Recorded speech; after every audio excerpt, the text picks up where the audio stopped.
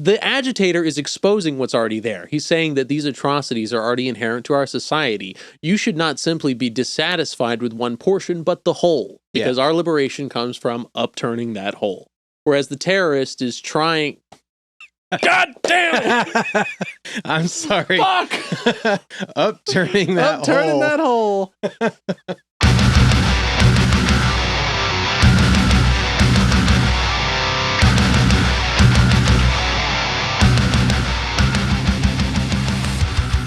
Hello. Hey, welcome. Welcome to Left Unread. Yes, a podcast where two dudes engage in a radical self-education. My name is Aaron. I'm Will. We're just two utopian socialists on the transition to scientific socialism. That's right. Asking the question, what is to be done with Papa Lenin? God. Yes, we've made a joke about the name enough. It's time finally that we have read What Is to Be Done. Correct. By Lenin. Did you ever hear the statement by, I believe it was Lenin. Did anyone ever hear of Lenin? People would say it with less sophistication, Lenin. Lenin! I like the way they say that. Yeah, so what is to be done? What is to be done?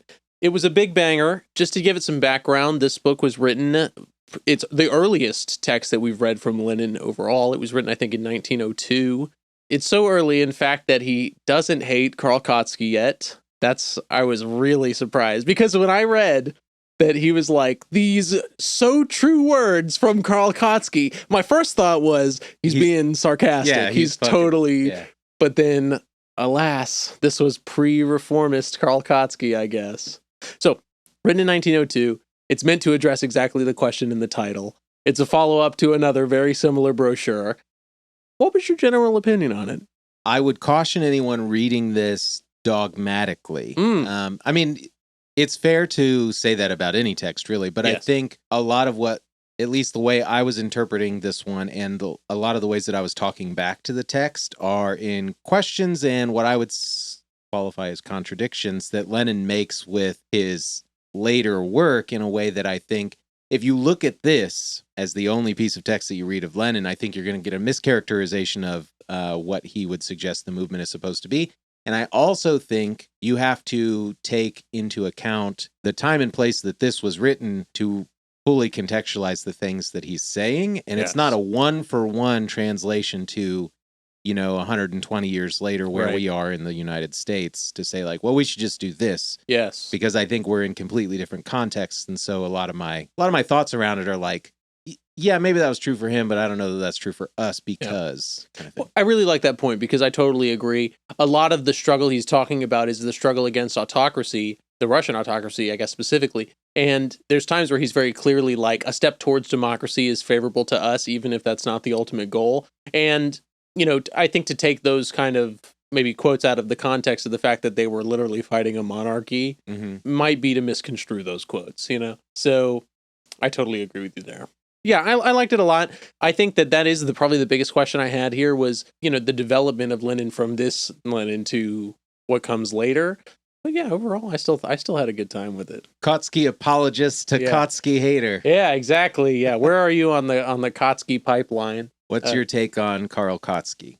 Do you know Le Tigre, the band? Le Tigre? No. I feel like I've heard the name, but it's Kathleen Hanna, who was in Bikini Kill, one of the most seminal punk bands of all time. Seminal band of the Riot Grrrl movement. Her next project was a project called Le Tigre, which was like a punk electronica kind of mix thing. And they have a song called What's Your Take on Cassavetes, about the filmmaker John Cassavetes. What's your take on Karl Kautsky? Yeah, and it kind of works. It kind of fits. I like it.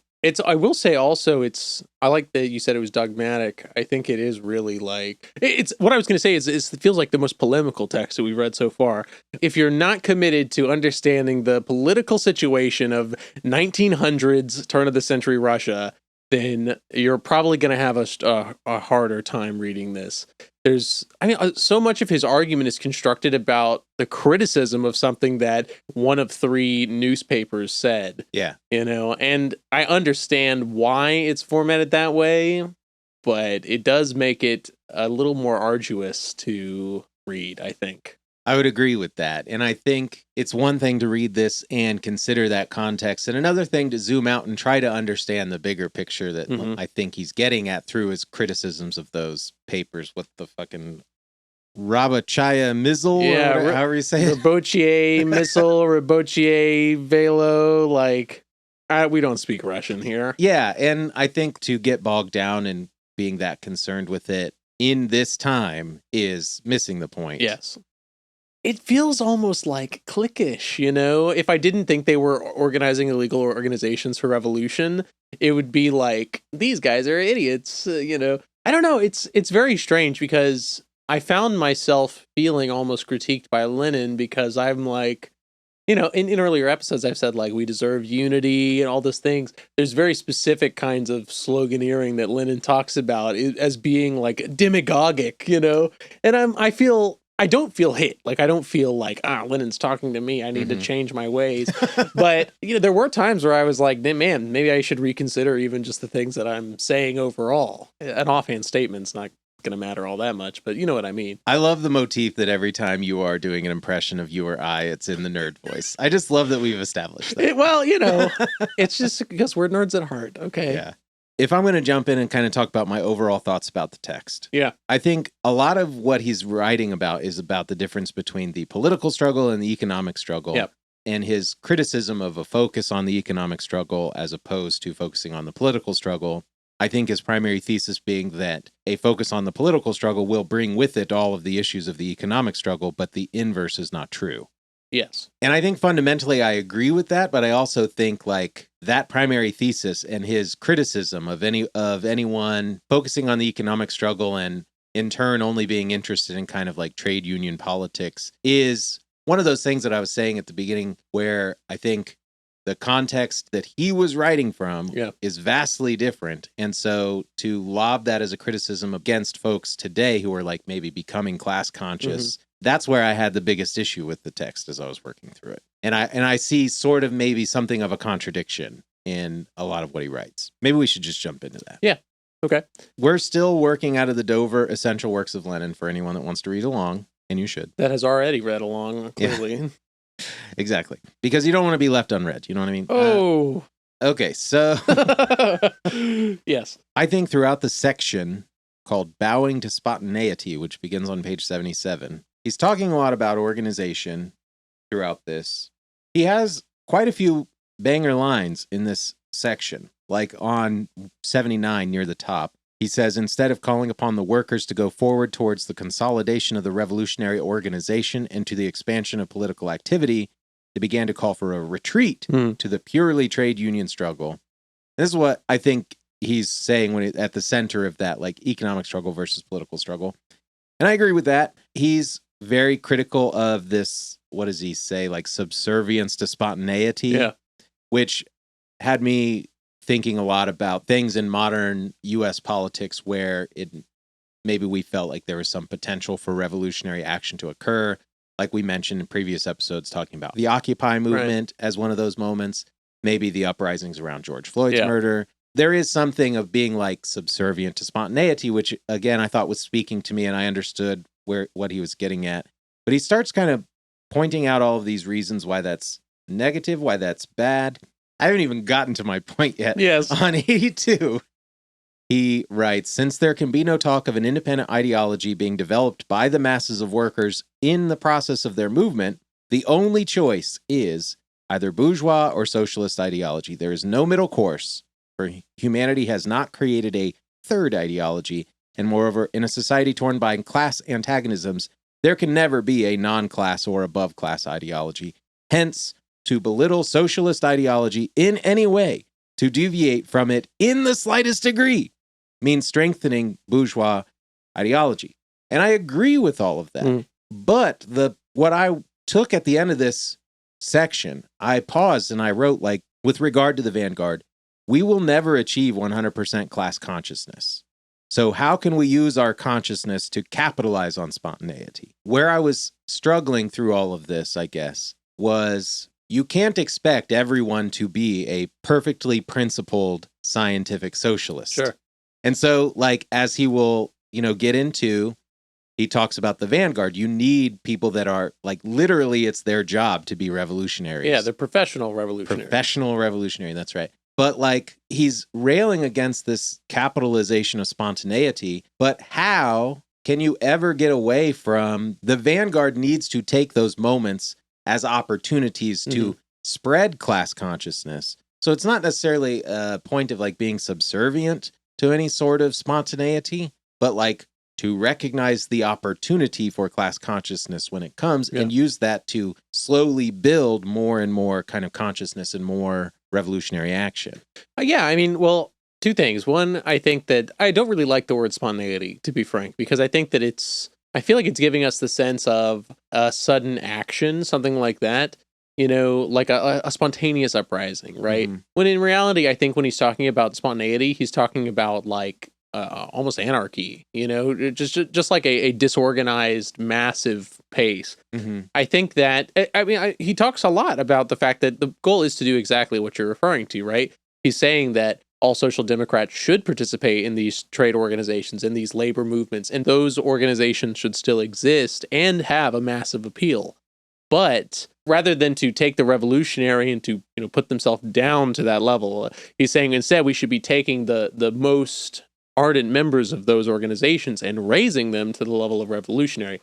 I think that Lenin is talking about the division of energy here, where he's saying that the natural leadership, which we'll definitely have to talk about that section where he's talking about democracy. The natural leadership is better suited to be in this role of professional agitation to the point where they can uplift those people to the role of revolutionaries rather than taking that energy, that leader, the circle of heroes, as he says, and moving it down to just the economic struggle. Because he's saying that the economic struggle won't have that class struggle character, which is required for emancipation without a leading professional organization.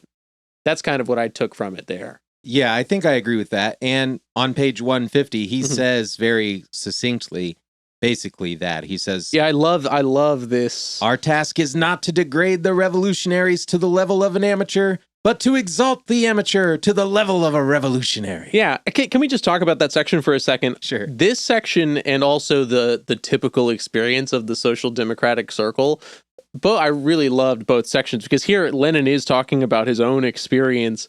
At least, hypothetically, I'm assuming that this is true.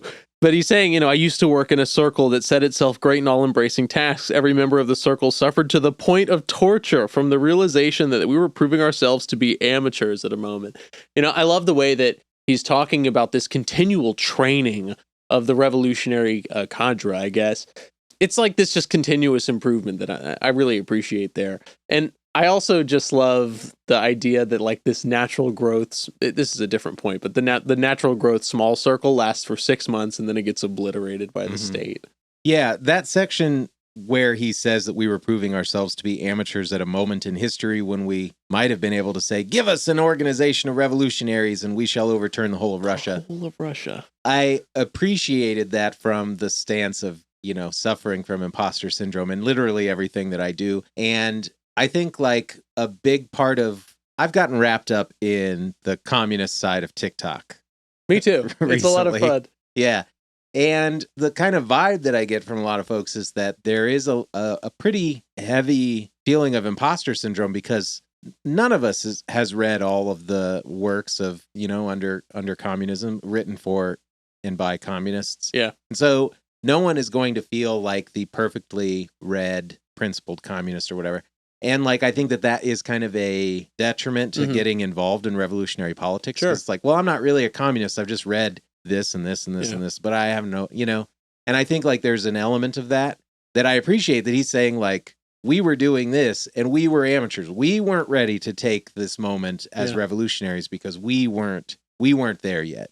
Like as a group, not like as a people. Like we weren't quite revolutionaries. We were still amateurs. We were still working and we fumbled. Right. They hadn't quite developed their theoretical line, I suppose. Yeah, exactly. Their party program. There's something assuring in that. Makes me feel better for being an idiot. I agree with you. One thing I will say that I couldn't get off my mind is the burning question was, do any of the current parties that we have in this society hold true to the principles that Lenin is putting forth here?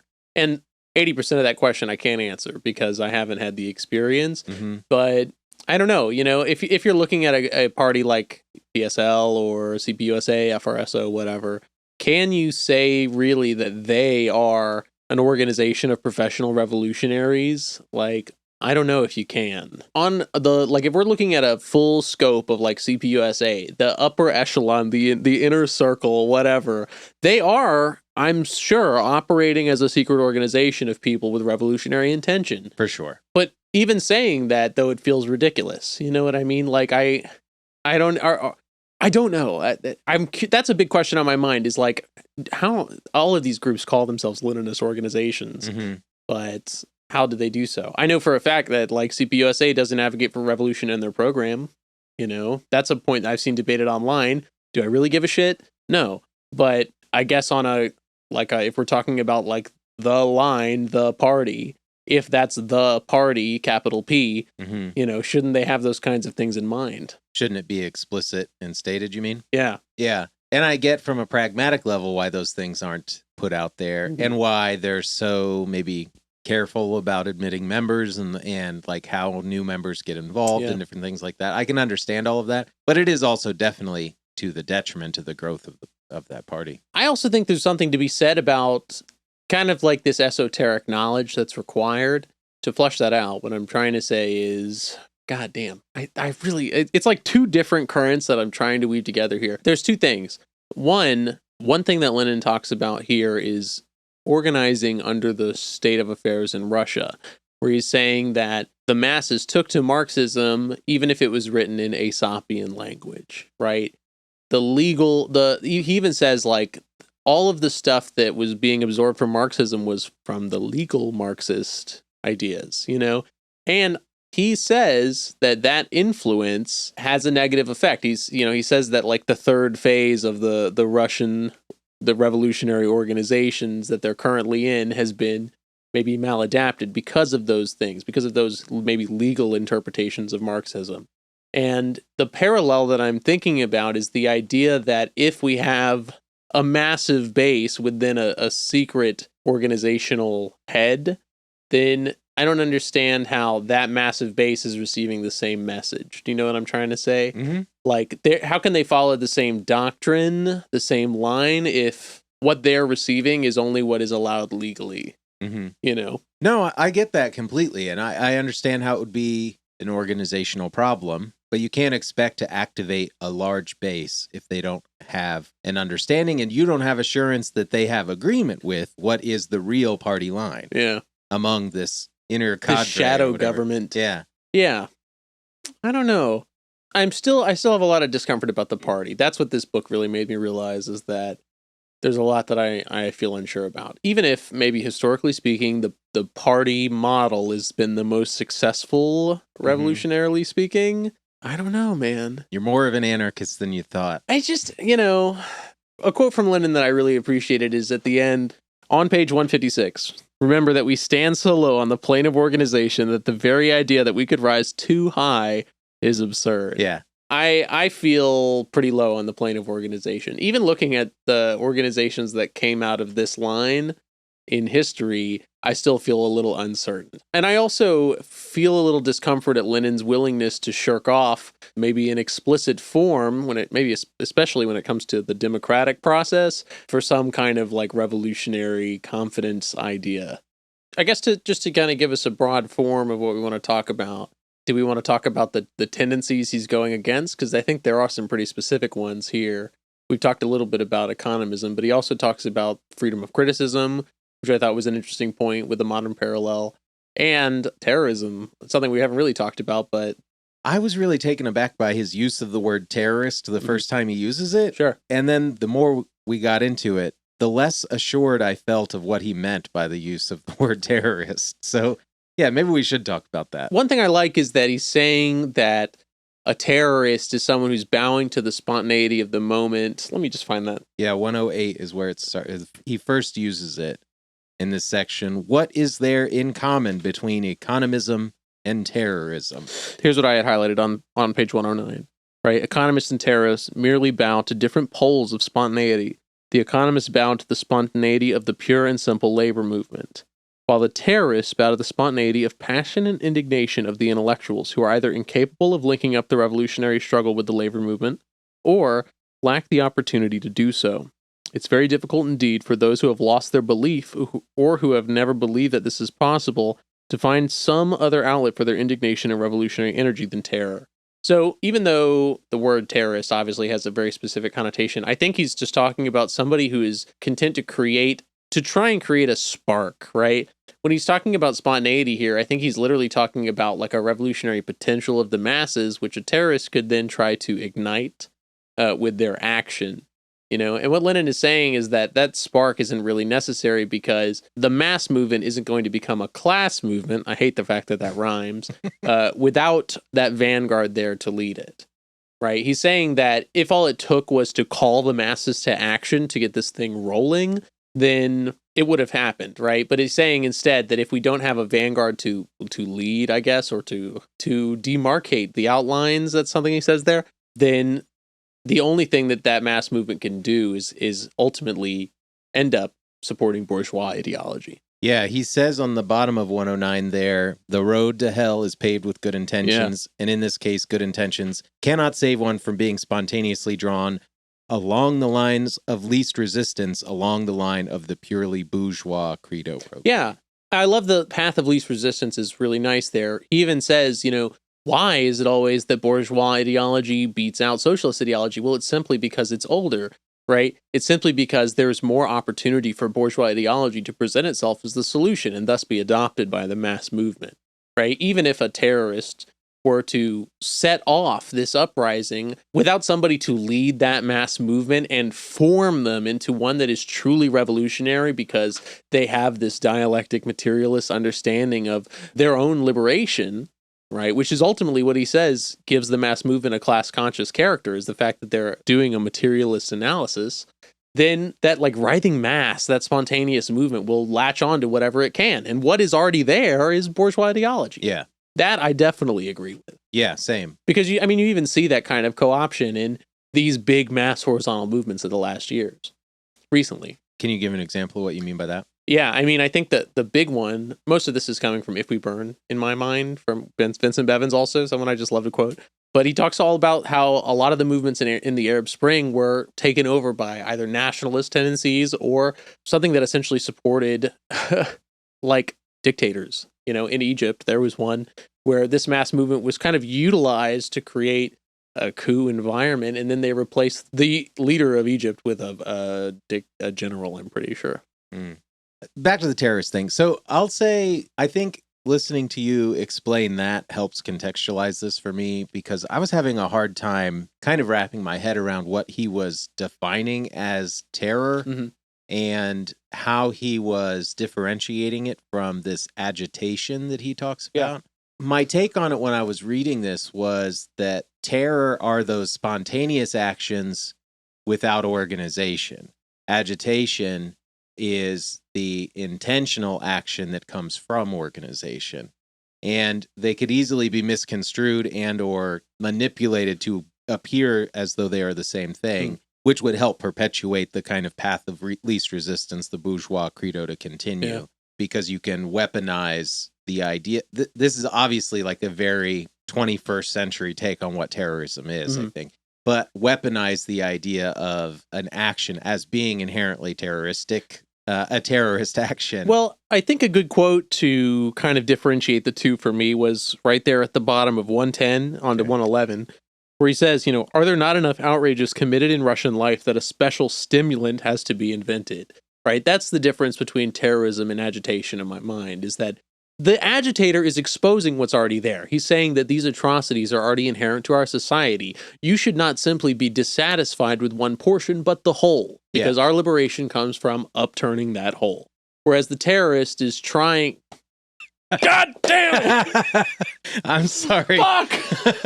Upturning that hole. The terrorist is creating a situation of their own rather than exposing the one that's already apparent.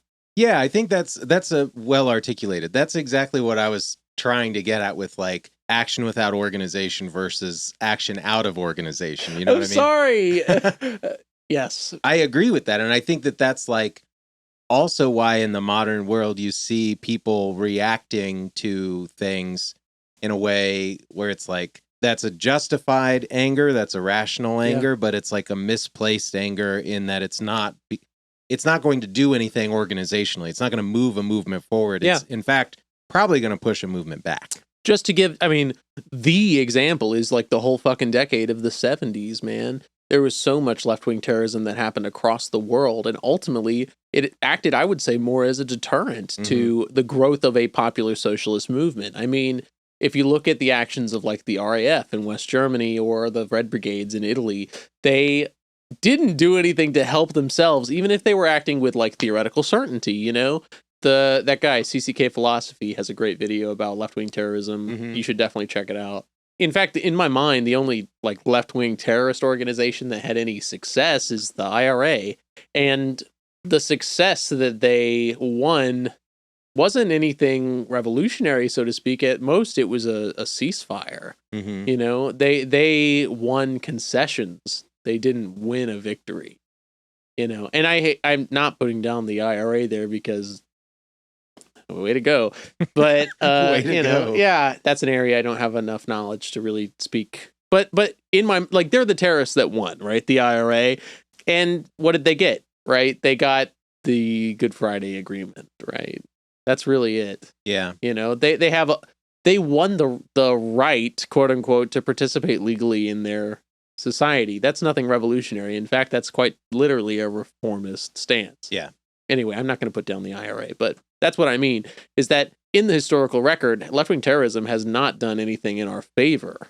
It's done the opposite. Yeah, certainly not in revolutionary favor, yeah. Yes. Maybe in the coolness points. I mean, you know, I'll give that to them. That, like, the Red Brigade story is crazy, dude. In the Italian Years of Lead, they literally kidnapped a popular left-leaning, leftist, left Democrat, who knows, politician, and they were like, you know, release these political prisoners or we'll kill this guy. And the government said no, and they killed him. And that was the end of it, you know? Oh. Nothing good. Nothing good. The population really liked that guy, and killing him was not the right move. Yeah, I get that. Yeah. It's a wild time. History is crazy. I've said it before. I'll say it again. Okay, moving on. From left-wing terrorism. That's one current. Don't do it. There are enough stimulants existing in this world. You don't need to create any of your own. Yeah. I like the way that you put it, like the idea that the action should be made to expose those things, not to create a thing or something like that. Because that's certainly, are there not enough horrors in modern life? Yeah, literally. And I'm not, you know, to speak about like direct action is a different thing, I think. I'm anti-terrorism. That's a fact. I'm anti-random violence. Hell yeah. That's all I got. Yeah, the only violence that I think is justifiable is revolutionary violence from a moral perspective. I 100% support organizations that move into liberatory action. Like, I'm a big supporter of the Animal Liberation Front, and I 100% support their form of direct action. And I think organizationally, you know, other organizations might have smaller actions that are well-intentioned. And so, you know, I'll support them on merit, I guess. But I don't think that they're doing anything to push the revolutionary line forward. Yeah. That was part of my disillusionment with direct action in my early 20s, was that I felt like groups like that it was just fucking circle jerk, man. It just wasn't it made liberals feel better about themselves. It didn't do anything to move revolution forward. I'm thinking again about like the secret organization. That's dangerous too. You know, I understand what Lenin's saying here about the fact that transparency might not necessarily be the most helpful thing to a secret revolutionary organization. Sure. But, you know, that's how we end up with like these weirdo ass cults that are, you know, like, I'm thinking of like these, you know, small Maoist sects that are like holed up in a bunker in Wisconsin or something. I don't know. I'm still dubious about the party. That's kind of where I'm at. That's good.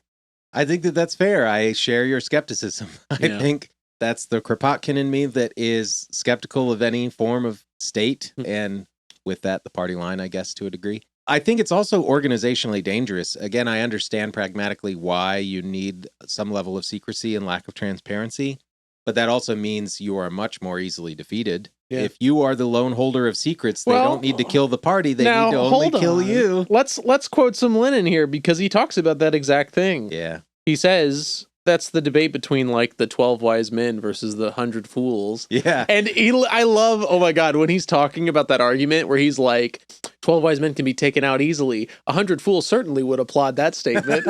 Lenin, very funny. Yeah. Even if I don't necessarily agree with everything he's saying here, just the little jabs he's taking. Because, you're writing a newspaper article, you got to get them where you can. Sure. The next one isn't going to be published for a month or so.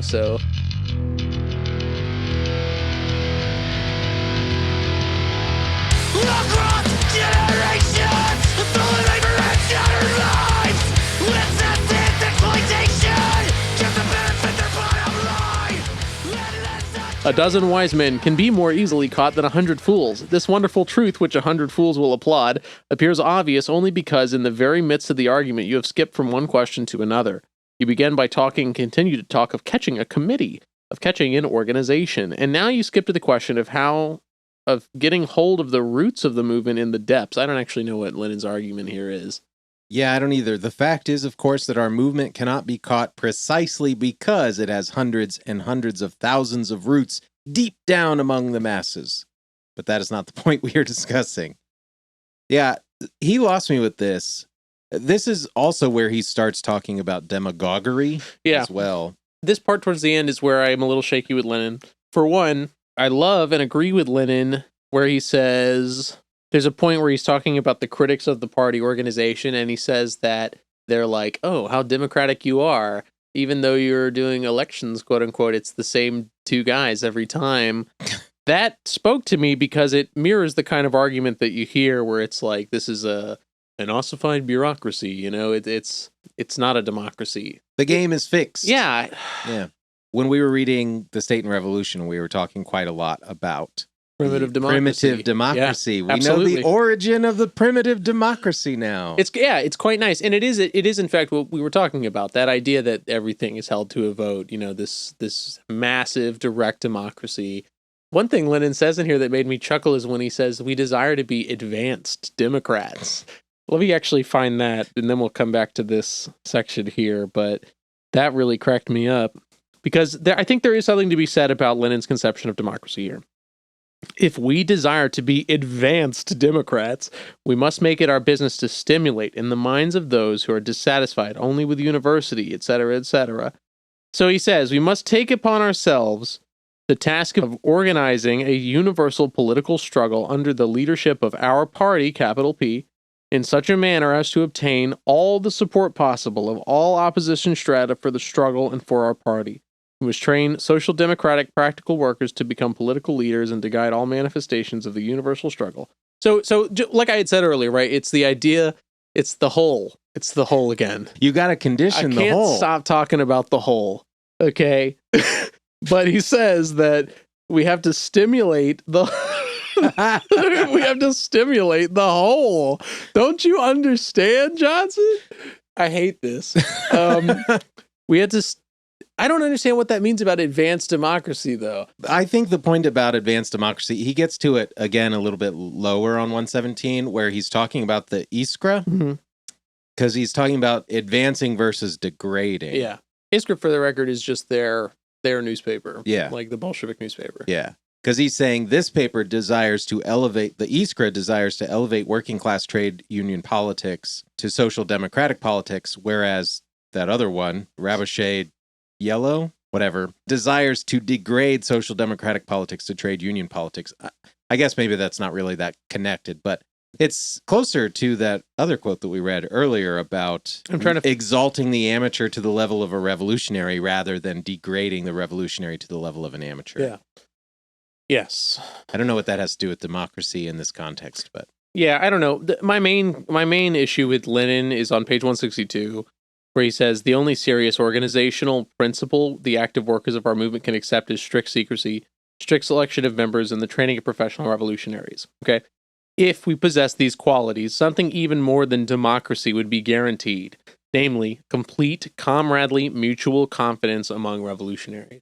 And the note I wrote next to it was just like, look how that turned out. I know that we've been pretty hard on Stalin in these first 10 episodes without reading any Stalin. Yeah. but that's the first thing that came to my mind. Yeah, I understand Lenin's criticism when he's talking about a branch of revolutionaries like having to deal with this democracy like it's a toy.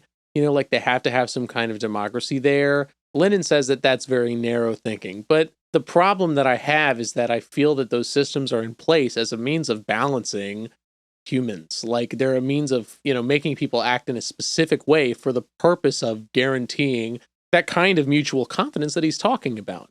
And I understand the ideal that Lenin's talking about here, that if like everybody is working for the same purpose with the same zeal, right, then they will work in lockstep. Like there's no need for that kind of rote democratic process, but it's just not the way the cookie crumbles. Yeah. Like, and I hate to say like, oh, human nature, but like, God fucking Christ, look at what happened. If we're saying that the Soviet Union via Lenin became this Leninist organization following these principles, which this was in 1902, so there's some wiggle room there.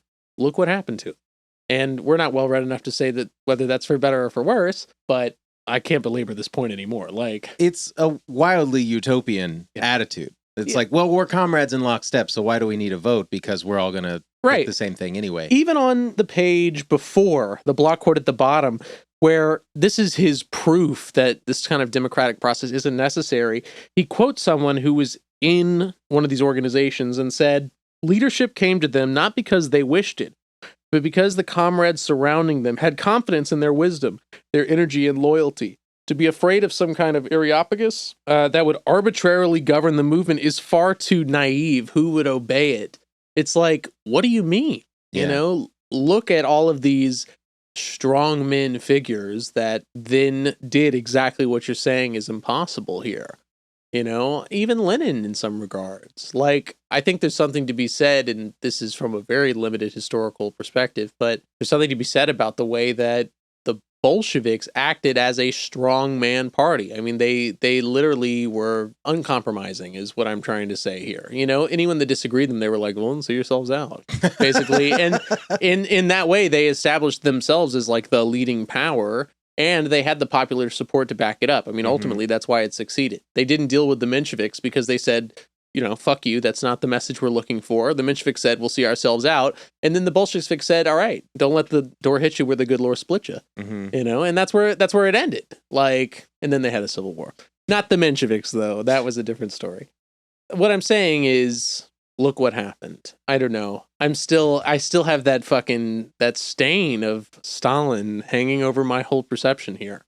I can't fathom a place where democracy can be a negative. I can't fathom any sort of situation where it would be a negative. Yeah. Even if it does simply reaffirm the party line, good. Then that tells you that the party line is correct. If it doesn't, that tells you there's an issue. The only argument I can see against it is what we're talking about speed, you know? And I mean, the Paris Commune not deciding to seize the banks, deciding not to move out of Versailles or whatever. Right. That speed is an issue. Yeah. But even then, like, that argument is not one you can take on a theoretical base, I don't think. I think that it's tough to reckon with here because so far I've been in agreement with almost everything Lenin has said. And then this kind of hit me a little bit because I don't agree with it. I simply just don't believe in what Lenin's talking about here.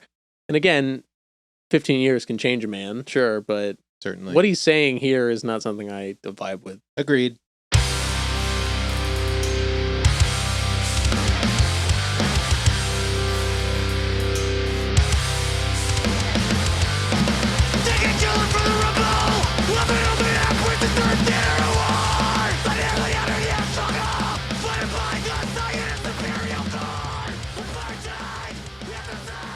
I want to come back to a couple of things. Yeah. I'd like to come back to this thing I was trying to articulate about the vanguard and class consciousness and spontaneity. Okay.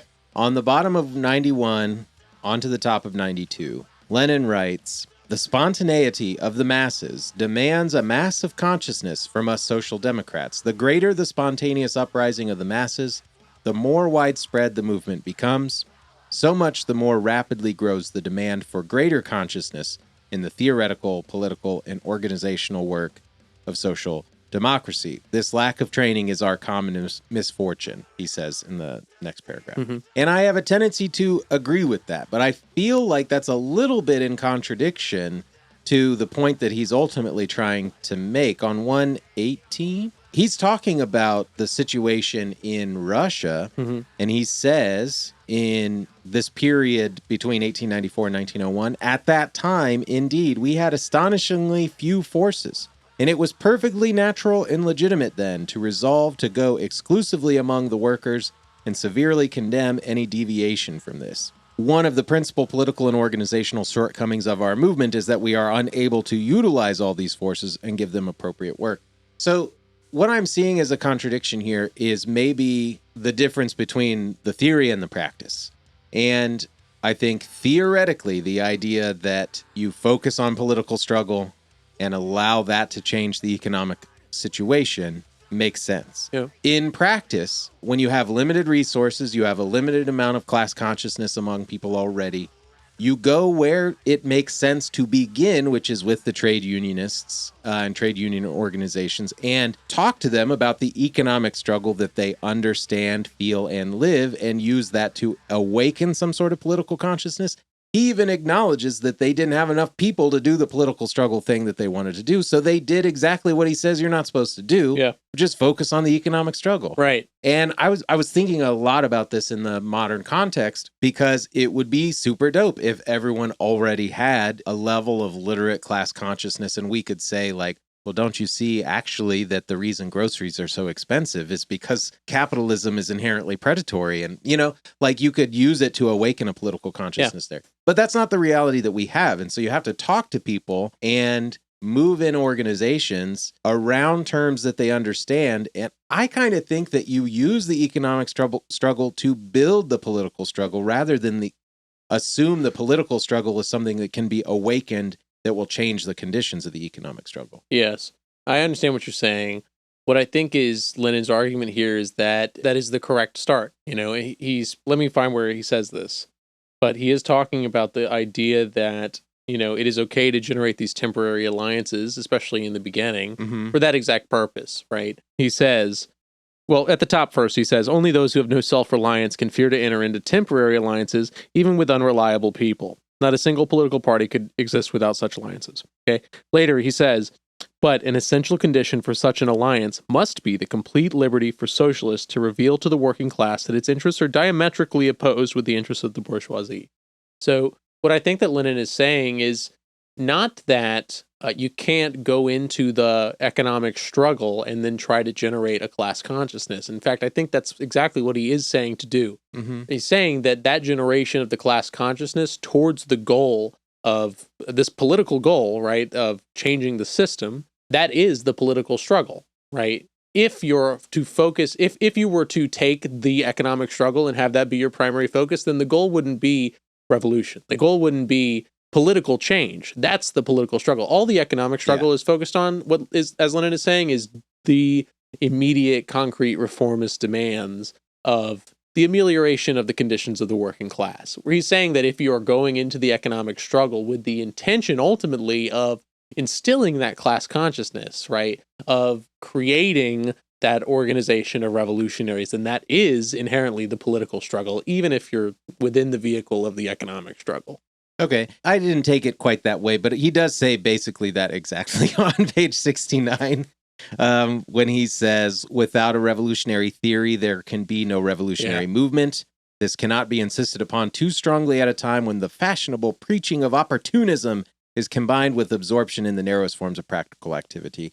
So I do think that you're right in that assessment. I don't know, because my interpretation of this whole thing about the economic struggle, I just felt like a little bit like he was missing the forest for the trees at times. Yeah, I mean, I think that it just comes from the language he's using, because what ultimately I think Lenin is saying is that these things are inherently tied together, you know? I mean, he should, as a student of Engels, he should recognize that. Yeah, well, I think that what they're rallying against is a very specific strain of socialism that's coming from this idea of reform, you know? This idea that you have to change these conditions through a legal action rather than an illegal action, where Lenin is saying, like, no, our ultimate goal is to create class consciousness among this mass of people. What that will require is a small professional organization, rather than these large mass organizations, because the masses of people can't create the ideology on their own, which that's something I feel a little shaky on, this idea that it's kind of two-handed, where he's saying, kind of two-faced, where he's saying, duplicitous. Yes, thank you. Where he's saying you've got to believe in the masses. The masses have all this potential, but at the same time, they can't do their own thing. They need to be led. They need a leader. Yeah, yeah. It's that they have this ultimate power, but it must be directed. One thing I like is the idea that it's not two separate bodies. Like, there is a revolutionary organization and then a mass organization. But what he's saying is that the revolutionary organization is built from the mass organization. The goal is to swell the numbers from the mass organization to the revolutionary one, rather than it being this idea of like a leading body versus a separate body being led. I think that almost puts the people as too separate of an object. Where even in his language here, he's saying that we, the people, are elevating ourselves to this massive. You can see it when he's talking about Iskra. He goes from, I don't have a specific place for it, but he goes from saying like Iskra says this to we. He includes himself in the masses when he's talking about that massive revolutionary potential, which I really liked.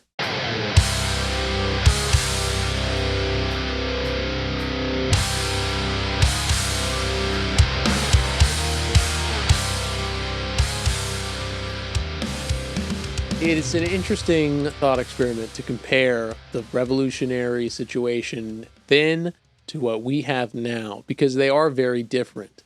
But it's hard for me to say which movement is doing better. You know what I'm saying? I mean, it might be obvious to be like, well, it's a hard question, right? My gut reaction is to say, obviously, the Russians, because they did it. Yeah, we have the benefit of hindsight of seeing that there was actually something that came of that, where here it feels, at least to me, a lot in the moment, like nothing's going to come of what's happening. But a contrast between the two is the fact that we have legal, I mean, we're legally, we didn't have to fucking get these books smuggled in. I went to the online market and bought this with legal currency. I paid taxes on it. Okay. That's how they get you. Yeah. So maybe that's just how well maneuvered the bourgeoisie is the fact that they can allow us to have all of this quote unquote organization and have it not really materialize. Yeah, exactly. But it's an interesting comparison, because you just have to realize how different the situations are. It's very odd, because he is talking about illegal organizations, and I know I've joked about like, when do we hit the mattresses? Like, when do we go on the lam? But we get to operate quite legally, up to an extent. But yeah, I mean, none of us have been disappeared. There hasn't been any rendition against my comrades. Yeah, I do think that is a pretty clear distinction. And I was giving that a lot of thought. I wrote 2024 next to quite a lot of things in the margin here. Yeah. Sometimes with a question mark, because I'm like, what is the modern parallel? How does this relate in the modern day? But I think your point about, it's like how do you say it? If I had time to think about it, I could say it maybe more poetically, but like freedom as a ruse. It's like a shadow game. Sure. Because we are allowed the quote freedom to have this podcast, buy these books, read these things. Well, and that makes us feel as though like comforted in that we can operate out in the daylight, but only to a certain degree. And very quickly you'll see the fucking goose steppers. Yeah. You can fill the boundaries out right quick. We're probably on lists already, just from the activities that we've done and the things that we read and all of that. Well, yeah, I agree. And I'm sorry to cut you off there. What I was thinking is like, maybe these organizations are just allowed to exist. We talked about this kind of corralling effect before, where it's like funnel into these ultimately meaningless organizations as a way of like revolutionary play acting. Yeah, exactly. And I think that's to overstate the power of the government, to be like, PSL only exists because they are allowed to exist. I don't think the government, they could operate in that sense, but they haven't yet in the modern age. But it's just something interesting. Lenin talks about it specifically here in the development of the Russian socialists, where he says that the Tsar at first was very stupid about it because he didn't think that anything was going to come from this literature. And then quickly, all parties, all study circles were made illegal, and something that Lenin says is like the youth was awash in this Marxist literature, and that was an oversight of the Tsar. We are living in a much more a much larger panopticon, and still we're allowed to do these things. I mean, I think that might be more telling of the power that the government ultimately has, that, exactly as you said, like, they understand that what's currently out there is not a severe threat to them, because if it was, it wouldn't exist. Yeah. We kind of talked about that in a previous episode when we were talking about the revolutionary potential of the 1960s and the 1970s. And I mean, COINTELPRO existed. That was a real thing. And because people like Fred Hampton and Martin Luther King Jr. to some extent, and Malcolm X certainly, and other revolutionary actors, Huey P. Newton, I'm only thinking of the Black Panthers for some reason. But like, they were legitimate threats because they had legitimately revolutionary potential. Yeah. And you saw very quickly how that... Right. Yeah. Here's a fucking parallel right on page 80 where he says, this ideological shift occurred because an increasing number of old revolutionaries were torn away by the gendarmes, right? All of the most revolutionary people were locked up, and what was left was sock dems, was social democrats. Yep. Right. And that really feels apt to what happened in the 60s and then after. Mm-hmm. It's like there was this huge revolutionary movement. All of the brightest flames burned out, and what we're left with is these fucking mealy mouth DSA types. Yeah. No offense to the DSA, but you know exactly what I mean. Like, I think some offense. That's real. Like, that's real, and that's a parallel that I immediately was like, oh shit. Yeah, for sure. Let me find one of the places where I wrote 2024. Let's just talk about that. Yeah. I think that a lot of this is hard to talk about because so much of what the point he's making is in response. It's worth reading this, I think, because there are so many of those little, like, in the moment arguments that you hear that Lenin presents and then says, this is fucking stupid. Like, if anyone comes to you talking about, like, you got to have concrete demands, then just fuck them, like, they're idiots. Lenin does a lot of that here. And unless we're going down the list, I think it's hard to talk about kind of the bulk of those things. Yeah, that's fair. Because I think there are some really good ones. Like the concrete demands is a great one. Anyone that's requiring that you make concrete demands is asking for you to ask for reform, Yeah. And in fact, I think, I don't have like a quote or anything to back this up, but I think a lot of the basis of organizations that have worked in recent years is that they have made demands that are by definition beyond the pale, like they could never be met. Even, I hate to keep talking about the student protests on campuses right now, but you see that in their demands, like they're going straight for the jugular, where they're like, we need this campus to completely divest, even though in the business scheme of like a university like Columbia, they could never do that. Oh, no fucking way. Yeah. So, imagine going to those protests and saying, like, you need demands that are reasonable and concrete. It's like, why don't you go fuck yourself, dude? My demand is go fuck yourself. Yeah. Okay, I have two places where I think that there is an opportunity for conversation about what this looks like in the modern world. First of all, there was a point a little bit earlier. I'm already going off script here, but there was a point earlier where I wrote, like, back on 72 at the end of that first section, Lenin is talking about, like, looking around and recognizing that Russia is ripe in this moment. The fulfillment of this task, the destruction of the most powerful bulwark, not only of European, but also of Asiatic reaction, would place the Russian proletariat in the vanguard of the international revolutionary proletariat. We are right in counting upon acquiring the honorable title already earned by our predecessors, and so forth. And that opened the question to me, like, what was Lenin seeing that he knew, like, the moment is here, we are in it? Because I wonder what that distinction is. Like I said, I look around today and I see a lot of kind of what I would characterize as wasted energy. Yeah. Where there are people that have revolutionary zeal, but because of our complete lack of organization and our unpreparedness, I don't see it as like something that feels like we're on the precipice or on the cusp of revolution. Mm-hmm. And so generally speaking, I wonder what did Lenin see that made him feel so certain that it was forthcoming and to be proven right that it was forthcoming? I think it's an interesting question because I don't think that there's any modern parallel we're going to be able to discern. For one, I think that the things that Lenin was seeing were exactly the things that Marx was talking about. Russia was experiencing growing proletarianization, a growing urban center. If we're comparing that to the modern world, we're past that point. We can't look for the same signs because we're long past them. So I don't know. I mean, I think that he was seeing exactly those things, just like literally a growing content in a mass that wasn't there before. And I just try to think about like conditions, like back to the point about you don't need to create things to be outraged about. Just look at the horrors of modern life. Yeah. Like the conditions are certainly here for revolution to happen. I mean, again, how do you talk about the French Revolution without like recognizing the conditions are worse and they were beheading the rich? You know what I mean? That seems just like it's right there for the taking, yet I just feel like we're so distracted. I don't know what it is. I mean, I think that the answer to that question isn't going to lie in classical theory. I think that that's the problem. Very odd to think about this as the classical body of theory, but I think that if we want to talk about what's happening in the modern day, we need to go to a more modern theory. And that's probably true. I maybe this isn't like the most practical theory in the world, but like there's a lot out there about the ways that the modern industrial landscape has, it beats down and depresses people to the point where they can only, they only exist. Like they only work on the day-to-day, the 9 to 5, and then go recharge.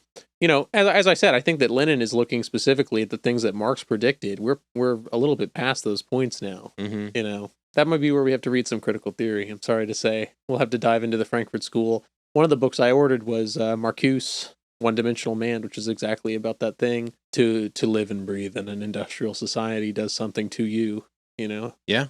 And so I don't disagree. Yeah. I mean, even to think about the industrial landscape, the U.S. is well past industry being its primary industry, right? Everything is moved into services. And, as also part of our aging population, a lot of it is focused in healthcare too. That's a very specific condition, which I don't think you can apply these same. You couldn't take the same tactical moves that Lenin is taking and expect the same agrarian. He's talking about organizing a freshly industrialized population and then supporting it with a base of peasantry. Essentially, that same thing doesn't exist here. Just like in the Trotsky episode, when we were trying to figure out, what this formulation of the peasantry even means. I just think that our conditions are so different that it's a fool's errand to think that. And I think specifically what's to be taken from this work is Lenin's conception of the party rather than his immediate organizational steps, Maybe to that point, this first thing that I found here on 118 that was my first thought thinking about what are the parallels in the modern world here. Yeah. The labor movement has aroused and is continuing to arouse discontent in some, hopes for support for the opposition in others, and the consciousness of the intolerableness and inevitable downfall of autocracy in still others. And my thought for modernity there was how many Americans today feel the downfall of the U.S. is inevitable. I felt that exactly right when you were saying it because, we talked about the fact that late stage capitalism is in the popular conception now. Yeah. Maybe that's the signpost we're looking for is the fact that everyone thinks the world's going to end. Right. And the great irony is, this isn't like any sort of like horseshoe theory bullshit or anything like that. But I think people on the farthest right and people on the farthest left, this is an area where they do agree that the U.S. is going to come down. Right. Probably within our lifetimes. It's like I'm not saying that those are, that we have equal conceptions of the world in any other way. But I totally agree. Like, think of the biggest interests in the world. They think that we're just chugging along business as usual, right? And in fact, the fact that it's been such a contentious election year, I think, is why you see them being shaken so much to the core, is that they're really being confronted with the fact that the business as usual approach isn't going to work. Yeah. I don't know. I love, this is paraphrasing from a bunch of places, but it's like a better world is possible. And if this is the end, then a better end is possible. That's how I feel. It's like people recognize that this is the end. But see, this is where another parallel to Lenin, where he's saying that like the organization isn't there, like that's their shortcoming. We're seeing much the same. It's like we need a vanguard today to be there for when that snap does happen. And it's not that we're relying on the snap to happen, but the same conditions of the end are as apparent as they were, perhaps, you know? And I think that's maybe a little bit reductive of a parallel there, but it's those same currents that we're seeing. To the point about unpreparedness, we really are kind of all over the place here. But on 126, he says, under such circumstances, our backwardness will inevitably be utilized by the more mobile and more energetic non-social democratic revolutionaries and the workers, no matter how strenuously and self-sacrificingly they may fight the police and the troops, no matter how revolutionary they may act, will prove to be merely a force supporting these revolutionaries, the rear guard of the bourgeois democracy, and not the social democratic vanguard. So there's like a great danger in that kind of level of unpreparedness, in that, like, if we on the left are not the group that is organized and prepared, when the inevitable downfall that we all agree is going to happens, it's going to, even if there is righteous anger among the, for lack of a better word, uneducated class, it's going to end up supporting those non-revolutionary movements. What I was just thinking about was what Lenin says, you know, a third ideology has not been invented, like the third way. That's fascism, you know, and it's exactly that thing. It's like when the downfall of the system comes, if the communists aren't there, then that third way will take hold, because they are organized to take that righteous anger and direct it into something, into movement, you know, thinking about Germany, right? That's what happened. There was a revolution. Okay, the Spartacists were not necessarily prepared to direct that. In fact, it went so poorly that, you know, Karl Liebknecht and Rosa Luxemburg were killed. And then what came of that but the fucking Freikorps and the fascists? I mean, the core of the Nazi party came from that reaction, you know, and it's almost that exact same principle. Again, I'm not well read enough to make this parallel exactly, but it's that same thing where the organizational body needs to be there and be prepared, because there is another force that can take hold.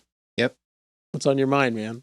Well, the other thought that I'm still thinking about this, like, modern. I can see you chewing on it, dude. I don't feel like an intelligent person. I feel like a big idiot. You know? It's great. The other modern parallel thing, I feel like it's all wrapped up in all of this, but I just can't see all of the dots the way that it's connecting correctly. But the other modern parallel that I wanted to talk about is on 148. And we already made reference to this bit here a little bit when we were talking about the kind of secrecy of the inner circle. Yes. Because he says on 148, it is possible to have a mass organization when the maintenance of strict secrecy is essential. We can never give a mass organization that degree of secrecy which is essential for the persistent and continuous struggle against the government. And he goes on to kind of talk about that. On the top of 149, he's talking about the kind of distribution of this illegal literature. Yeah. Only in this way will the reading of illegal literature, the contribution to illegal literature, and to some extent even the distribution of that illegal literature almost cease to be secret work, for the police will soon come to realize the folly and futility of setting the whole judicial and administrative machine into motion to intercept every single copy, blah, blah, blah, blah, blah. And I was thinking about this in 2024, we have the benefit of a much wider net that can be cast with the spread of information, the speed at which that information can be spread. Yeah. But also we have within that, like I said, net, that was kind of a double entendre, I guess, with the internet. With the internet, yeah. But like, okay, even with that, there are also things like shadow bans and censorship, and we know how tied in all of the three-letter organizations are with every facet of the internet that we interact with. And so, like, what does that look like now? Like, is it the same thing? Have they won? Was the question that was in my mind. Because, like, yeah, you can have fucking communists talking about communism on TikTok. They're filtered out. I mean, the algorithm does most of the work. Yeah. How fucking topical, dude. You can follow the Left Unread podcast on TikTok at left.unread. But I've been posting some videos, and they have been deemed not appropriate for the For You page, meaning they're not being shared to anybody. You know, the only people that have seen them so far are people that have interacted directly with the profile, right? People that have seen it being reposted by another person. It's not being shared on the algorithm. And I'm not saying that TikTok saw our communist propaganda and went like, put the ban hammer on these guys, but those systems are in place. They don't need to do that. That's the point. They've set it up so it happens organically, quote. Yeah. We're organically filtered into these little echo chambers where we're just yelling into the void about theory. Yeah, I don't know. I was thinking a lot about that because I guess it's, it's just so cyclical. Like, we need a fucking vanguard party. And it's clear that these parties, like, we're so dispersed. Like, there is a base out there, but it's spread out so wide on the internet that there's literally no way it's going to do anything. And I feel like that's why I'm so like full-throated about unity, is because I want more of that central organization. I think the need for central organization is so apparent. The fact that we have this crazy dispersed left, I mean, it feels shattered. It feels, I don't know. It feels like it's been obliterated and cast to the wind. Like, it's all clearly still out there. You could see the seeds everywhere. It hasn't been possible to form a single central body that can effectively utilize all of these forces. I mean, the more we talk about it, the more it feels parallel to what Lenin is talking about here. And I didn't see it until this point. But he's talking about the fact that, like, their organizations don't exist to utilize all the workers that are available. Mm-hmm. All the malcontent is there. It's just that there is not an organization. Now, on the flip side of that, what feels doubly fruitless is the fact that it's like, what is to be done now? It's not to make another party, right? Like, I'm not going to go build communism the right way this time. What is the move here? This didn't answer the question for me. It certainly doesn't answer that question. What is to be done? It cannot be to start another party, okay? There's 6 of them in the US already, and none of them do anything, So what now is the move? Yeah. I mean, the whole genesis of this podcast came in large part from the kind of conversations we were having around that. And, like, I don't feel comfortable doing this. Yeah. I've tried that. It didn't work. We tried that. It didn't work. Did that. Didn't feel fruitful. Yeah. Like, so what is left? And, like, maybe we should talk about that. Like, what is left? Well, maybe we should talk about that, and, like, maybe something will come from that. It is, like, a legitimate question, and I think it's a burning question. They've got us pinned, man. It's fucking brutal. Like, this is the goal ultimately, is that it feels unreasonable to organize. When organization is clearly the answer, it feels insurmountable to try to organize. Yeah, insurmountable. Yeah. Mostly because you have to walk over this fucking Gettysburg field of bodies.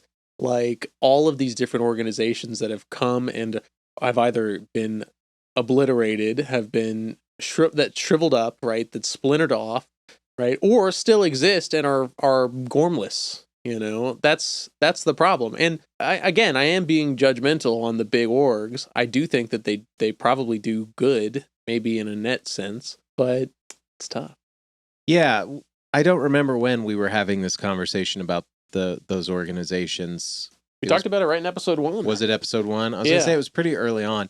I would agree that I think that there is a net positive that is done in large part because, there are pressing material needs that people have, and those organizations work to meet those needs, but it's not revolutionary work. Yes, that's exactly what I was thinking. That's the economic struggle. That's what they're currently, damn. Yeah. It's that they're content in doing just the economic struggle. And I remember that when I was part of an org, is that the almost said the secretary, the person in charge, right, which not elected. I'm just fucking around. They were talking about, like, doing these food drives, doing these clothing drives is great, but, like, how can we lend a political element? And now I realize she was literally talking about, like, the Leninist principle, and that's nice, but it was an unanswered question. How can we make it political? Nobody had the answer, right? Because it didn't seem like it was possible to make a political connection when we were just singularly marching down the road, nobody else on the street at all, except for one cop watching us. Or giving out food to homeless people. Like, there was nothing political about that. That was just the economic struggle. Yeah, damn. I think that's a perfect example. Yeah. Fuck. Yeah, but see, again, to just 5 minutes ago, what is to be done? It's not to make another party. Like, I'm not going to start PSL2, CPUSA 5 and say, this is the one, guys. Trust me, bro. Source, it came to me in a dream. Like, that's the problem. To me in a dream. Yeah, like, I was visited by the ghost of Lenin. Yes, that's what it feels like. The only people stupid enough to do it have, like, this burning bush moment where they say, like, the only option is to make another party, and then they do it, and now we're here. That's how you end up with the crazy fucking like the Maoist sects, man. It's like, we don't agree. This party's revisionist. We're starting our own splinter group. And, it's like, I'm all over the place here. Have you ever seen Doubt? Mm-mm. It's an excellent play, and the film is an excellent adaptation of the play. There's a sermon. It's about a priest who may or may not have an inappropriate relationship with one of his altar boys. And the nun that is kind of charged with figuring out if it's true or not, and the story of that unfolding. Yeah. And in the middle of the film, the priest, played by Philip Seymour Hoffman, is uncomfortable with kind of getting the third degree from this nun, played by Meryl Streep. Yeah. And so he writes a sermon about rumors that he shares. And the film does a really great job of like visually depicting the story that he's telling in this sermon. But it's like this lady comes to him and is asking about like spreading rumors or something like that. And anyway, the priest tells her that she needs to go to her rooftop in New York. I think it's in Brooklyn. In New York, open a pillow and let all the feathers fly out. Yeah. And then to come back to report back to him, and he'll say what to do next. And so she does that. They show it with all the feathers flying and everything. And then he says that when she goes back to him, what she has to do, get all the feathers back, is collect all of those feathers. And he says, and that, said Father O'Rourke, is gossip.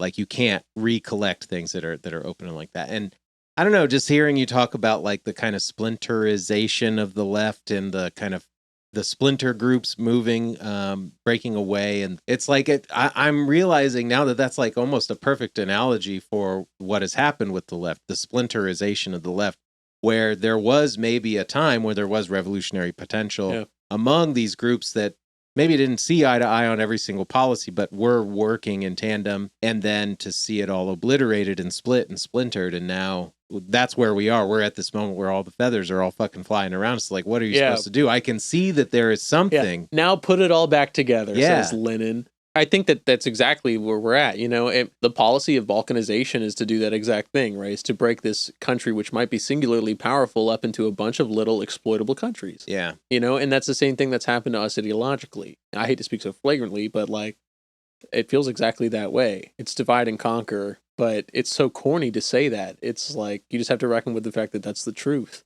And the question of what do you do now? I mean, I hate to say that the answer feels obvious, but it does. And unfortunately, it's just a start. One of the guys that follows us on TikTok posted a video and was like, I'm done reading theory. I need to go do organizational stuff.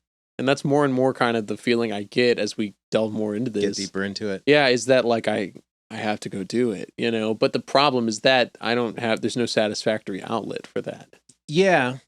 I think there's also a danger in that. Like, I don't know, maybe this is, again, a form of rationalization where I'm like telling myself organization isn't the right thing to do because I'm not ready to do it or something like that. But I feel like there are even fucking quotes in here that we could pull out. Yeah, I know exactly what you're talking about, because he's like, if you're not principled, like, how are you going to do it? And yeah, I absolutely agree, right? He even says there cannot be revolutionary practice without revolutionary theory, but he says that comes from experience. It doesn't come from reading. It comes from going out among the people, among all classes. There's something that feels so old about like salting a factory, going and joining the force and then like unionizing it. That's obviously not the kind of organization we're talking about here, but that's what it feels like, It's like I have to go agitate to the fullest and create revolutionaries of my own, but not my own. You know what I mean, though. Mm-hmm. But I don't know. Without like a party behind me, without an organization, it feels fruitless to do that. It feels insurmountable. Yeah, it does. And see, this is where our lack of Marxist development, I think, kind of shines, because if you were to look at the Maoist response, it would be to do people's war, like to protracted people's war. And there's also the Cultural Revolution was an important part of that too. Well, what I'm thinking about is the idea that they were literally talking about creating red zones, like liberated zones. You're moving from the theoretical work to the practical work, and then the expansion of that territory is the growth of the movement, essentially.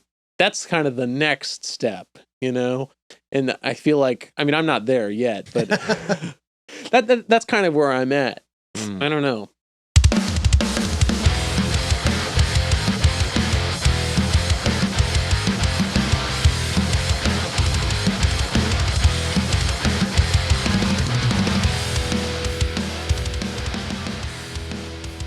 I think my fear of not having a theoretical basis to go out and do organization. I agree that, learning by doing is the thing that makes the most sense in almost every category. But at the same time, when you're talking about organizational work at this level, to not understand theoretically where the party line comes from, why it would be the party line, historically how that has played out in other places, and what context around that made it work or not work or whatever, how to deal with opportunists and revisionists in the moment. I feel like that's also stuff that requires a theoretical understanding that experience won't solve. Yeah. One thing I was going to say, Lenin has a great bit there where he's talking about peasants going to war against soldiers. When he's talking about the development of the Russian Social Democrats, he's saying that at first they went out there so blind, like they were unequipped with tools. Like going to war with clubs is what he says. Yeah, and it feels the same. It feels the same way. Part of me thinks that. On the flip side, though, it got me thinking about that kind of esoteric knowledge again. That kind of, Lenin describes it as, what the fuck is it? Eclecticism? Eclecticism, I think. Is that how you say it? But it would be ideal if everyone was equipped with a basis of theoretical knowledge, right? Part of me thinks that that's quite a challenging thing to do. And I'm sure that we can both relate to that as teachers, or ex-teachers, I should say. But like in the USSR, they were studying Marx and Lenin, right? They were studying theoretical pieces, but I think that the ability to confidently wield that theoretical knowledge in a way that is meaningful to organizational work is a much taller order than anyone is willing to give it credit for. Just the fact that this is hard shit to study, okay? And if your goal is to elevate the mass to a revolutionary idea, I don't necessarily think you could have them study a whole body of work to the point where they could be theoretically equipped. I don't actually know. I don't know where I'm going here. I don't know if this is a response to what you were saying or just an independent thought, but I don't know if there is some sort of line where it's okay, now you know enough theory to time to go out and do the practice.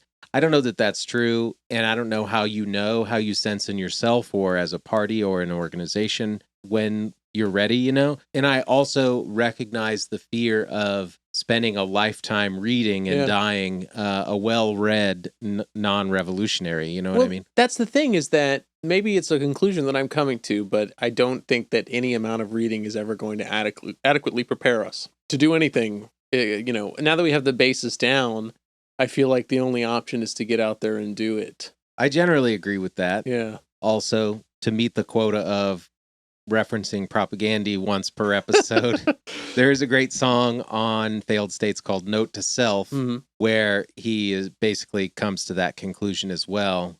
Literally the last line of the song is, "What is left to do? Rise."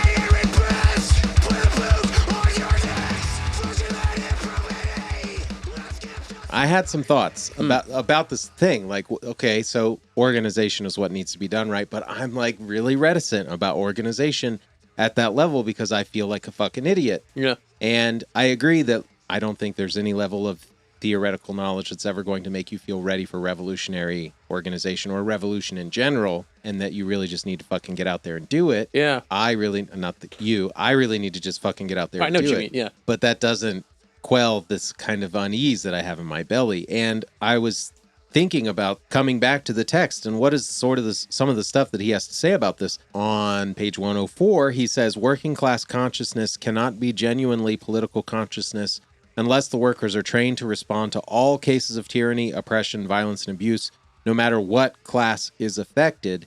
And he's talking about this in the context of the difference between the economic struggle and the political struggle, but this is a huge fucking undertaking. And this is exactly what a form of political organization would need to do. And I understand that. But he also says on page 132, talking about his context, he said the present crisis in Russian social democracy is that the leaders lag behind the spontaneous rising of the masses.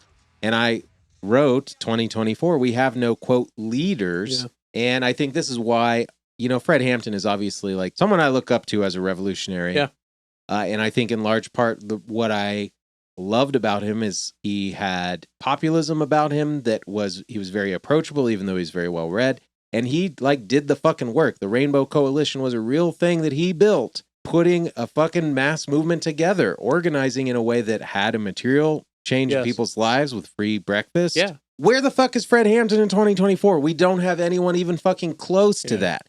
And I think that's what we need. That's what we need is not a new organization. We need a new fucking face of an organization. We need someone with leaders, a charismatic leader. Yeah. Well, it's because all the old revolutionaries have been dragged away. All of the people most equipped to do that are fucking social democrats. You know, they're not willing to put the revolutionary message forth. They're fucking shaking hands with Hillary Clinton. Yeah. And it's also because, like, I think Fred Hampton's a great example because he's a perfect model of this. He's doing exactly what Lenin's talking about. He's taking the economic struggle, and even though one thing I'll say is that Lenin talks against giving the economic struggle a political character, but that is, I think that turn of phrase is still applicable in the sense that the political struggle is the struggle you're engaging in, even if it's through the lens of economic struggle. That was a roundabout way of saying that the Black Panthers were doing the economic struggle and the political struggle. The political struggle was their main motif, but that got him killed. You know, like that's the thing is like 106 bullets. Yeah. That's the thing is that like it was such an effective organization that it was an affront to the system, you know, and that's maybe where the secrecy comes to play, right? Because once we're at that high level of organization, we are no longer able to work within the realm of legal organization. And that might be where Lenin's treatise, I suppose, on illegal organization comes into play, you know. But again, the problem is that we don't even have that base structure. Like, it's crazy for us to talk about building the small secret organization of professional revolutionaries because, like, are there people for them to lead? You know, there isn't even like a base for them to lead. And I still agree with the revolutionary potential of the masses. It's just that it's tough. I actually am running into this problem right now where it's like the cart before the horse, you know. It's how do you create a revolutionary organization without a base to lead, and how do you find the base to lead without that revolutionary organization in the first place? Yeah. To create that organization with the hopes of then finding a revolutionary base, which I'm certain is there because I do believe in the revolutionary potential of the masses. 100%. But it feels insurmountable. You know, it feels crazy to try to build that organization with the intent of then corralling the masses. And maybe, I don't know what that comes from. Maybe that's our lack of theoretical understanding. Maybe that's our generalized social anxiety disorders. I mean, there's a lot of things it could be. Probably both. Yeah. Why not? Here's a banger quote, one that I loved on page 140. Just want to put this in there because it slapped. In a word, our task is to fight down the tares. It is not our business to grow wheat in flower pots. By pulling up the tares, we clear the soil for the wheat. And while the old-fashioned folk are tending their flower pot crops, we must prepare reapers, not only to cut down the tares of today, but also to reap the wheat of tomorrow. God damn. God damn. That bangs. I don't know. Let's round this out. I wrote down a list. Let me just go through it real quick. Here's all the quotes that are pertaining to our task. Combat spontaneity. Take part actively in the political life. Go among all classes to be a tribune of the people. That was really cool. Let's go with that quote. These are the choice quotes I picked. The Social Democrats' ideal should not be a trade union secretary, but a tribune of the people at the bottom. Able to react to every manifestation of tyranny and oppression, no matter where it takes place, no matter what stratum or class of people it affects, he must be able to group all these manifestations into a single picture of policed violence and capitalist exploitation. So, yeah, I don't know. That's like the professional revolutionary in a nutshell, right? Mm-hmm. Someone well-versed enough in theory to redirect all of the popular angers of the masses into one revolutionary goal. That's all I had there. Let's see. Advance not only concrete demands, but increasing numbers. We talked about that. Professional revolutionaries. Yes. Awesome. There's something there. You mentioned Fred Hampton. I actually wrote "Dare to struggle, dare to win" on one of these quotes. Here's something to re-optimize us for, and not optimize like optimization, but optimism. Against us, it will be argued, such a powerful and strictly secret organization which concentrates in its hands all the threads of secret activities may too easily throw itself into premature attack. We've talked about this before, right? When do you know it's time? That's scary. Yep. He says, To this we reply, speaking abstractly, it cannot be denied, of course, that a militant organization may thoughtlessly commence a battle, which may end in defeat, which might have been avoided under other circumstances. But we cannot confine ourselves to abstract reasoning on such a question. Every battle bears within it the abstract possibility of defeat, and there is no other way of reducing this possibility than by organized preparation For battle. for battle. It just reminds me, when I was joining that org, I said to the guy recruiting me, I was like, we're all on lists, is what I said. We joke about that a lot. And he was like, it's better to be on a list and organized than on a list and not. Yep. And it's like, yeah, I feel that, man. That's all the ones I had. We talked about everything here, which is great. Liquidate the third period. That's our sign off there. Okay, that is what is to be done. Yeah. I think one of the primary questions that it has left me with is what is to be done. I don't feel like he answers that question for me. No. Maybe for 120 years ago, that was a sufficient answer, but today it's not. Yeah, if I were a working person in Russia in 1902, I probably would have read this and been like, yeah, now I know what to do. Finally, I'll stop reading Robotchidiello. But I don't feel like that answer has been given to me. Yeah, it's something that has to be reckoned with, right? There are answers apparent, but are they satisfying? No. Are they actual answers? Yeah. I think even the answers that he offers in many ways deal in vagaries in a way that still feels very unsatisfying. It wasn't what I'd hoped for in that regard. I hoped for at least a clearer understanding of like, here was our goal, here's what we did, that is what is to be done. And it was a lot more, here's why everyone else is a fucking idiot. Yes. Now, it's the same thing that happened in State and Revolution, except then I came out like having a good time, Yeah. you know? It's the same thing where I had to deal with all of this polemic aspect, and then this time I don't think it paid off. Agreed. So would you recommend reading this? Is it an entertaining read? In many ways, yes. I think Lenin is a great writer. Yes. And we've talked about him shitposting. Still so funny. Being funny. Yeah, I like that. Would I recommend this? Probably not. Certainly not as the first or only bit of Lenin to read. That was my answer, is not first, right? There may be last. Not last, obviously, but later, later. Yeah. Don't read it first, which sucks because it has got quite a teasing title. I know, it really presents itself through title only, I guess, as like, this is the you one. have questions, you feel uncertain. Yeah. Here's the thing. This is the earliest Lenin I owned. I have a copy of What Is to Be Done for that exact purpose. Is that I was like, oh, this will give me the answers. It definitely doesn't. Yeah, well, it gives me more questions than it does answers. Is unfortunately the case, because what is to be done? Exactly. Next time. Yeah, next time. What are we reading, Johnson? Next up, we are reading Quotations by Chairman Mao. Join us. Yeah, join us. Should be great. In the meantime, if you have any thoughts, questions, concerns, suggestions, did I say that already? Thoughts, concerns, you can email us at leftunreadfeedback@gmail.com. You can follow us on TikTok, left.unread. We're on Twitter too. Don't follow us there. You can, but I haven't posted anything. Let us know how we did. Let us know how you're feeling. Let us know how you're doing. Let us know what else you want us to read. Yeah, book recommendations are highly requested. Yes, our flooded inbox. It's hard to sort through, but we'll get your recommendations. leftunreadfeedback@gmail.com. All right. All right, on that note. Don't get left unread. What was it? Left side. Left side, strong side. Bye.